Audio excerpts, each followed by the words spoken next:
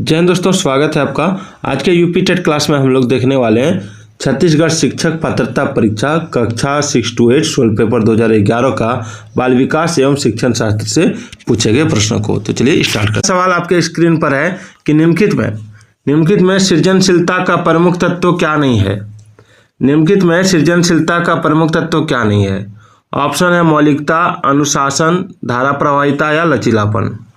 तो देखिए, सृजनशीलता का तत्व है आपका मौलिकता है, धारा प्रवाहिता है, लचीलापन है, लेकिन अनुशासन नहीं है। ठीक है। तो सवाल है कि बिग व हंट के अनुसार डैश की विशेषताओं को सर्वोत्तम रूप से व्यक्त करने वाला एक शब्द है परिवर्तन। तो परिवर्तन शारीरिक, सामाजिक और मनोवैज्ञानिक होता है। तो किसका परिवर्तन शारीरिक, सामाजिक और मनोवैज्ञानिक होता है। ऑप्शन है शैशवावस्था का परिवर्तन, बाल्यावस्था का, किशोरावस्था का या प्रौढ़ावस्था का। तो देखिए आंसर हो जाएगा किशोरावस्था का। ठीक है, चलिए आगे बढ़ते हैं।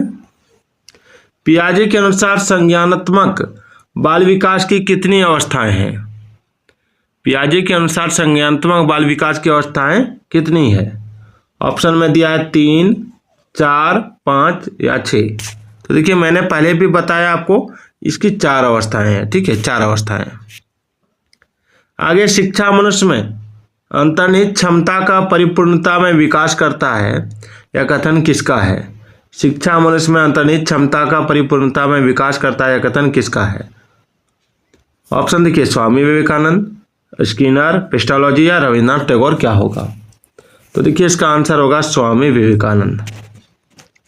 चलिए आगे है।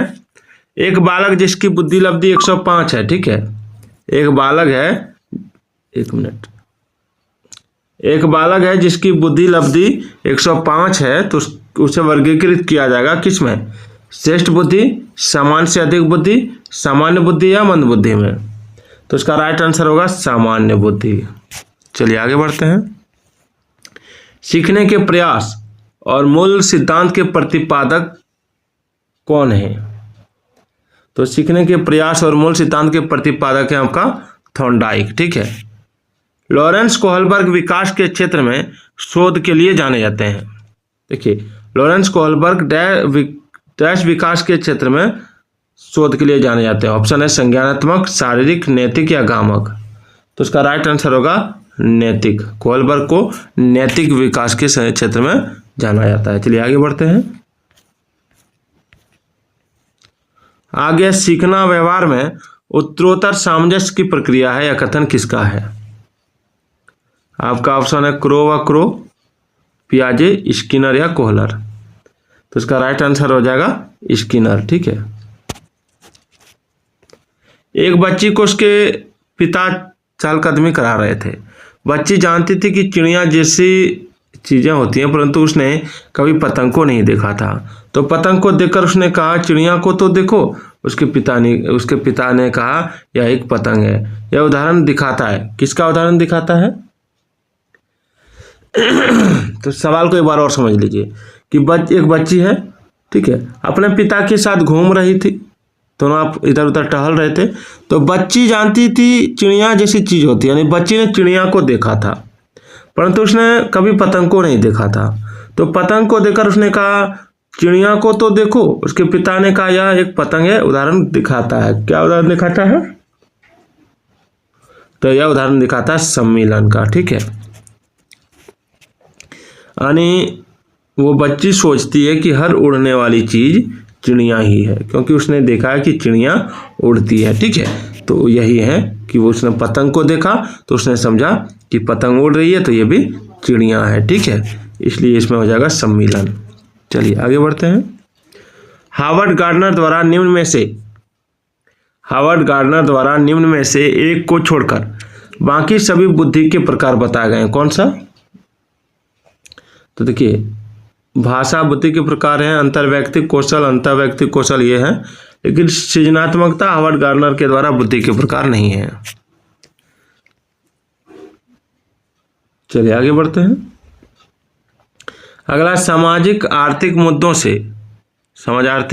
से जूझ रहे उन बच्चों को जिनकी प्रतिभा प्रभावित हो सकती है, उसको सहायता करता है। कौन सहायता करता है।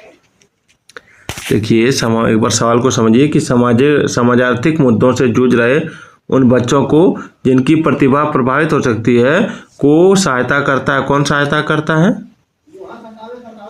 तो इसको सहायता करता है स्व अधिगम मॉडल। ठीक है, आगे मूल्यांकन का उद्देश्य क्या है? तो देखिए मूल्यांकन का उद्देश्य बच्चों को उत्तीर्ण अनुत्तीर्ण घोषित करना, बच्चा क्या सीखा है जानना, बच्चे के सीखने में क्या आई कठिनाइयों को जानना, यानी ऑप्शन डी उपरोक्त सभी। अगला सवाल है कि एक कक्षा में व्यक्ति विभिन्नताओं के क्षेत्र हो सकते हैं। तो इसमें देखिए ऑप्शन क्या दिया हुआ, इसको यहाँ देखते हैं। तो इसमें ऑप्शन है कि रुचियों के, सीखने के, चरित्र के या सभी के। क्या होगा? तो इसका जो राइट आंसर होगा वो हो जाएगा ऑप्शन डी सभी के, यानी रुचियों के, सीखने के और चरित्र के।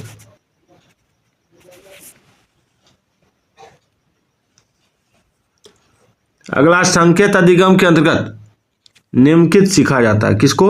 मनोवैज्ञानिक, पारंपरिक अनुकरण, वातावरण या मनोदैहिक। तो इसका राइट आंसर होगा मनोवैज्ञानिक। चलिए, बुद्धि के द्विखंड सिद्धांत का प्रतिपादन किसने किया? स्पीयरमैन, थॉर्स्टन, किलफोर्ड या गेनेन है। तो इसका राइट आंसर होगा स्पीयरमैन ने। पियाजे के अनुसार बच्चा अमूर्त स्तर पर चिंतन, बौद्धिक क्रियाएं और समस्या समाधान किस अवस्था में करने लगता है? तो इसका राइट आंसर होगा औपचारिक संक्रियात्मक अवस्था, यानी 11 से 16 वर्ष। जन्म के समय लगी चोट या भ्रूण क्षति की वजह से आई मानसिक मंदता क्या कहलाती है? तो ये कहलाती है जैविक मंदता। चलिए, कौन सा सीखना अस्थायी होता है? तो देखिए इसका राइट आंसर होगा समझकर। निम्न में से कौन सा विशिष्ट अधिगम विकलांगता का उदाहरण है? तो इसका राइट आंसर होगा ऑप्शन बी डिसलेक्सिया। डिसलेक्सिया जो है ये पठन विकलांगता से जुड़ा हुआ, यानी पढ़ने में गड़बड़ी। अगला सवाल है, एक 13 वर्षीय बालक बात बात में अपने बड़ों से झगड़ा करने लगता है और हमेशा स्वयं को सही साबित करने की कोशिश करता है। वह विकास की किस अवस्था में है? तो ये हो जाएगा किशोर अवस्था में। किशोर अवस्था में बच्चे इस तरह करते हैं। शिक्षा में फ्रोबेल का महत्वपूर्ण योगदान था देश का विकास। किसका विकास? तो किंडरगार्टन का विकास के, यानी किंडरगार्टन का जो सिद्धांत है ये फ्रोबेल ने ही दिया है। चलिए, निम्नलिखित में से क्या बच्चों के सृजनात्मकता के विकास में सहायता नहीं है? तो देखिए इसका राइट आंसर होगा ऑप्शन बी भाषण। अगला, निम्नलिखित में से संश्लेषण का उदाहरण कौन सा है? तो निबंध लिखना ये नहीं है, भाषण देना ये भी संश्लेषण का उदाहरण नहीं है, प्रमेय सिद्ध करना ये संश्लेषण का उदाहरण है, प्रमेय सिद्ध करना। अगला, सीखने का क्लासिकल कंडीशनिंग सिद्धांत प्रतिपादित किया था किसने? तो पावलोव ने। सीखने का वह मॉडल जो बच्चों की सृजनात्मकता को उत्प्रेरित करता है कौन सा है? तो ऑप्शन बी रचनावादी मॉडल। सामाजिक अधिगम आरंभ होता है। तो देखिए सामाजिक अधिगम आरंभ होता है आपका ऑप्शन सी संपर्क से।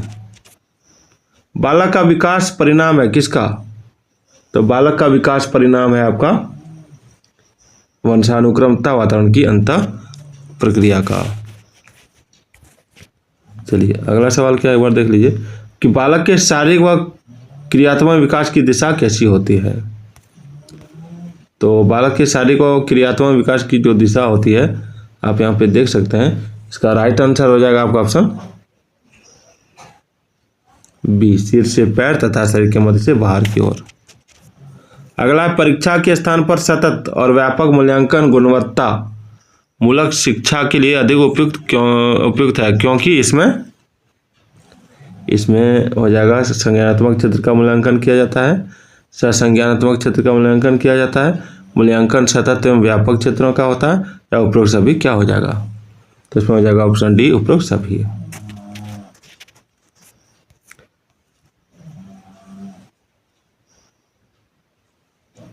अंतिम सवाल है कि श्रवण बाधित बच्चों को पढ़ाने के लिए क्या प्रयुक्त की जाती है?